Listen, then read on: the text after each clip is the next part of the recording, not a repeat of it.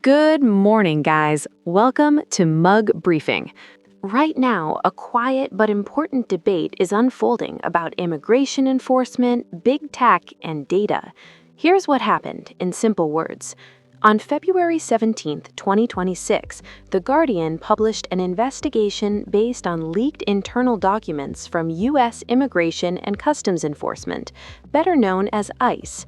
According to those documents, the amount of ICE data stored on Microsoft's Azure cloud platform grew sharply over about 6 months. In July 2025, ICE was reportedly storing around 400 terabytes of data on Azure. By the end of January 2026, that number had risen to roughly 1,400 terabytes. That is more than a threefold increase. A terabyte is a huge amount of digital storage. To help readers understand the scale, some outlets translated 1,400 terabytes into rough equivalents, like hundreds of millions of images. But those comparisons are simple math estimates. The leaked documents themselves reportedly list storage amounts and service usage, not the actual contents of the data. Within a day, other outlets, including Reuters and several tech publications, picked up the story. On February 19, 2026, Microsoft publicly responded. The company said its policies and terms of service do not allow its technology to be used for mass surveillance of civilians, and it added that it does not believe ICE is engaged in that kind of activity. Microsoft also emphasized that services to ICE and the Department of Homeland Security are delivered through partners, not always through direct contracts. Now, what exactly is confirmed and what is not? The reported storage increase from about 400 terabytes to about 1,400 terabytes comes from the leaked ICE documents described by The Guardian and summarized by other outlets. ICE has not independently released its own public confirmation of those exact figures, and the raw documents have not been publicly posted in full, so outside researchers cannot independently verify the underlying data. The reporting says ICE used various Microsoft cloud services, including blob storage, virtual machines, and AI-assisted image and video analysis tools. But the leaked summaries do not publicly show the actual data stored inside those systems.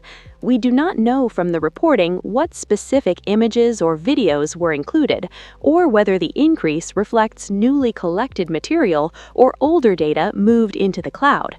We also do not have public proof from the reporting that these AI tools were used for large-scale facial recognition surveillance.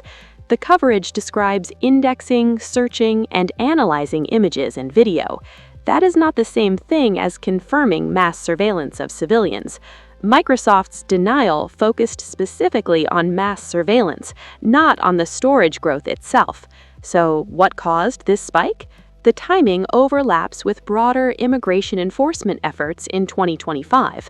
If enforcement activity increases, data volume often increases too.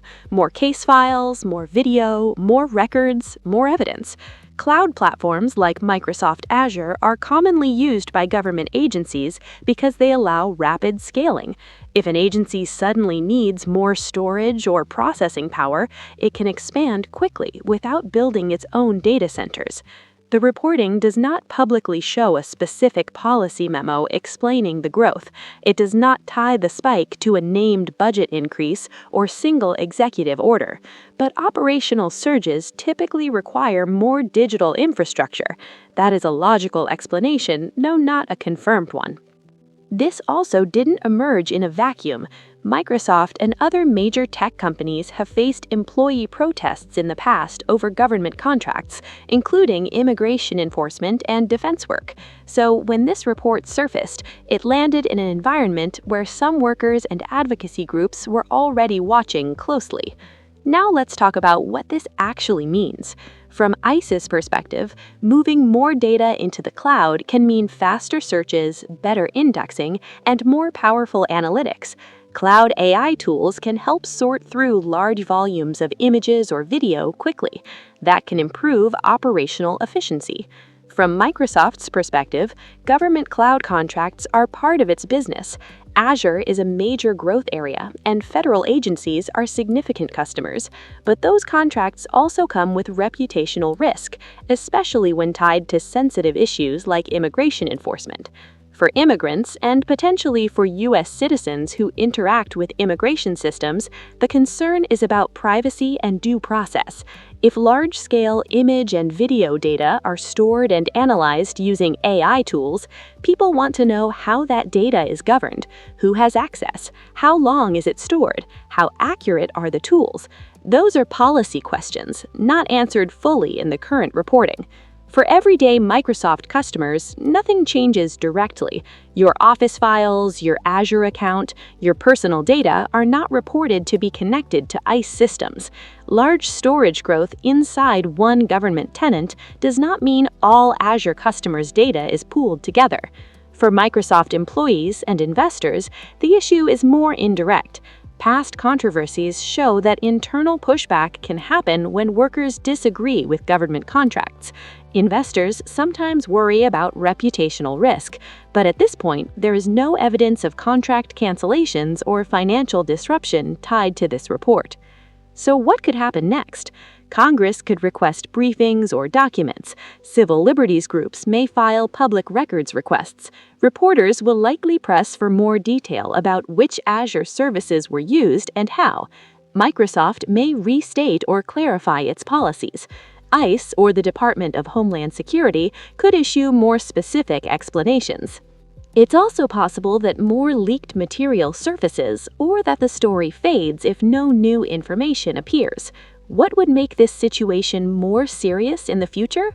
Clear evidence that AI tools were used for large-scale facial recognition surveillance, proof of policy violations, documentation showing wrongful targeting of U.S. citizens, formal congressional investigations uncovering misuse.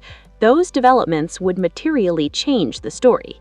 Right now, what we have is this: leaked documents reported by The Guardian describing a sharp increase in ICE's use of Microsoft Azure storage between mid-2025 and January 2026. We have Microsoft's public statement denying that its technology is being used for mass civilian surveillance, and we have unanswered questions about the scale, purpose, and oversight of that data growth. Large storage numbers alone do not automatically equal mass spying, but they do raise understandable questions about transparency, accountability, and how powerful cloud and AI tools are being used by government agencies. This story sits at the intersection of immigration policy, technology infrastructure, and civil liberties. It is not proof of wrongdoing. It is not proof of innocence either. It is a data point, one that is likely to draw further scrutiny in the weeks ahead. For now, the facts are limited but clear. ICE's reported cloud storage grew dramatically. Microsoft says its rules prohibit mass civilian surveillance, and the debate over how technology companies support government enforcement is far from over.